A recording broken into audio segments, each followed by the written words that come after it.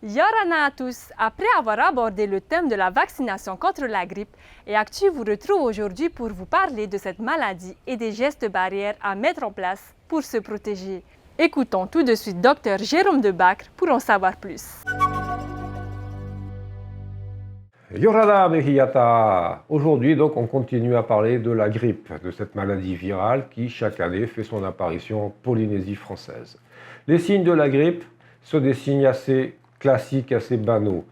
La fièvre, le nez qui coule, mal à la tête, des courbatures, de la fatigue et, dans certains cas, des difficultés respiratoires. Et c'est pour cette raison qu'on invite les gens les plus fragiles, les personnes âgées, les femmes enceintes, les personnes qui ont incarné une longue maladie, à se faire vacciner pour se protéger contre cette maladie. Le mode de transmission du virus de la grippe, c'est le même que pour beaucoup de virus et c'est le même que pour le virus de la Covid-19.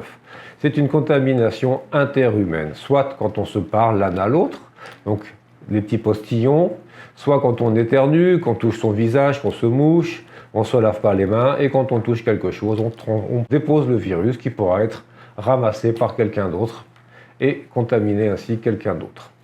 C'est bien pour ça que les gestes barrières dont on vous parle depuis maintenant plus d'1 an, le port du masque, la distanciation physique, le lavage des mains, sont importants et doivent être maintenus de manière à pouvoir lutter à la fois contre la Covid-19 mais également contre la grippe.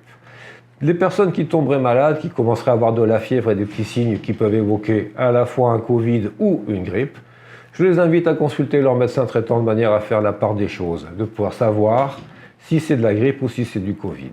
Dans les deux cas, il n'y aura pas beaucoup de traitement, mais néanmoins, avoir le diagnostic peut être une bonne chose. Ceci dit, j'invite toutes les personnes les plus fragiles, les personnes âgées, les femmes enceintes, les personnes qui sont en longue maladie, à se faire vacciner afin de se protéger contre les formes graves de la maladie. Je vous rappelle que la vaccination n'empêche pas d'attraper la maladie, mais prépare l'organisme à se défendre en cas d'infection afin d'éviter les formes les plus graves et les hospitalisations. Voilà les amis, notre émission touche à sa fin. Remercions Jérôme pour cette intervention et tâchons d'appliquer les gestes barrières pour lutter contre la maladie. Je vous donne rendez-vous la semaine prochaine. Nana!